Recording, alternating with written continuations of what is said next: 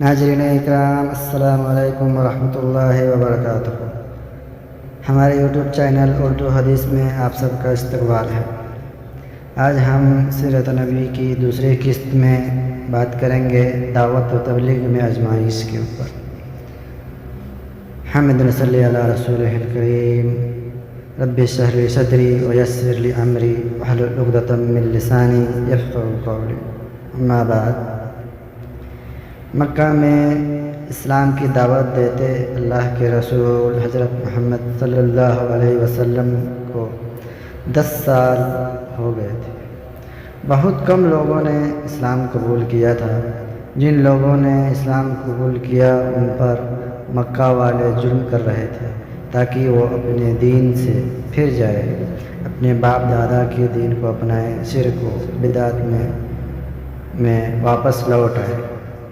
خود اللہ کے رسول صلی اللہ علیہ وسلم پر ظلم کرنا چاہا، لیکن آپ کے خاندان بنو ہاشم والوں نے آپ کی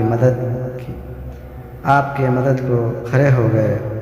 اگر آپ کی ہر مدد کی، لیکن خاندان کے لوگوں نے مدد کرنے کے باوجود اسلام قبول نہیں کیا۔ صرف چند لوگوں نے ہی اسلام کو اپنایا۔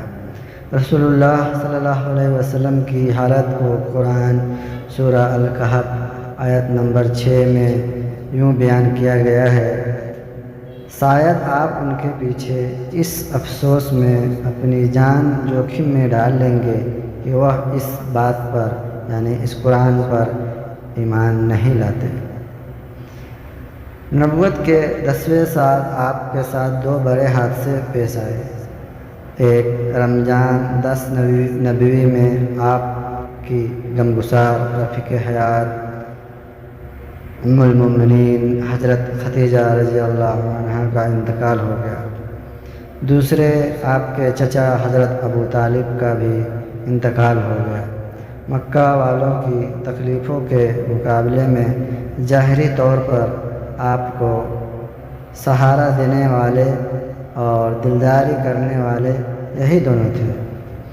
اس لیے اس واقعے سے آپ کو بڑا صدمہ ہوا اور آپ نے اس سال کو عام الحزن یعنی غم کا سال قرار دیا۔ سن 10 نبوی میں ہی رسول اللہ صلی اللہ علیہ وسلم نے مکہ والوں کی اسلام سے نفرت، کراہت اور ناقدری اور حقارت اور بے رخی کو دیکھتے ہوئے طائف کا سفر فرمایا کہ شاید وہاں کے لوگ اسلام قبول کر لے، لیکن طائف والوں کا سلوک مکہ والوں سے بھی بدتر ثابت ہوا۔ انہوں نے آپ کے ساتھ بہت بدسلوکی کا معاملہ کیا۔ اس طرح آپ صلی اللہ علیہ وسلم پر پتھر برسائے کہ جس میں لہو لہان ہو گیا اور نعلین مبارک میں خون جمع ہو گئی۔ اس سفر میں آپ کے ساتھ حضرت زید بن حارثہ رضی اللہ عنہ بھی تھے۔ یہ سفر 27 شوال 10 نبوی میں ہوا تھا۔ ناظرین اکرام، اگلی ویڈیو تک کے لیے اجازت دیجیے۔ ویڈیو اچھی لگی ہو تو اس ویڈیو کو لائک کیجیے، ہمارے چینل کو سبسکرائب کیجیے، اور چونکہ میں اس پلیٹ فارم پر نیا ہوں تو کمنٹ میں اس ویڈیو کے متعلق اپنی رائے ضرور دیجیے تاکہ میں اور بہتر طریقے سے آپ کے لیے ویڈیو بنا سکوں۔ السلام علیکم ورحمۃ اللہ وبرکاتہ۔